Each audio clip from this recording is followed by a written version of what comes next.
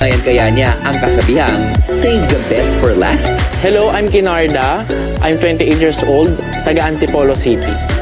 Sa umaga, nag-work ako as Human Resource Officer sa isang tech company, and then sa gabi naman, isa akong drag queen performer. Itong act na ginagawa mo, gaano katagal mo na siyang ginagawa? Almost 13 years ko na po siya. 13 years? Season 1 pala ng Pilipinas Got Talent. Fanay na talaga ako. Gusto ko na sumali.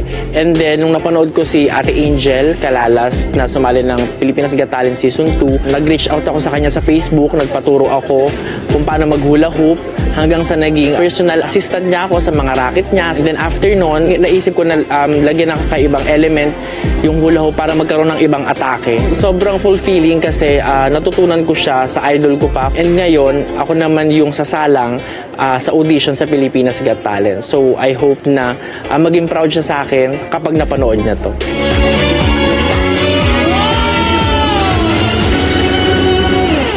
Hello! Nakshi!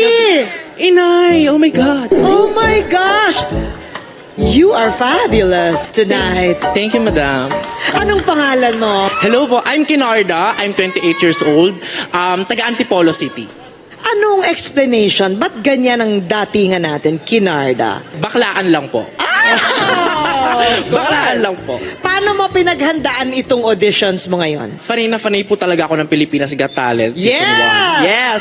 And then, alam ko sa sarili ko na makakatapa ako sa stage ng Pilipinas Got Talent. Kaya, pinractice ko talaga ng bonggang-bongga, and I know, this is it, mama! This is it! Yes! Bonggang-bonggang excited na kami sa'yo, Kinarda! Thank you, mama. Ready ka na? Of course, I'm born ready. I'm born ready. Paano? Handang-handa na ako, mama. Go, Nakshi! Thank you so much. Anong dala yun? Uy, saan kayo? May permit ba kayo? Fire ulit. Apoy, Oo. ang dami naman yan.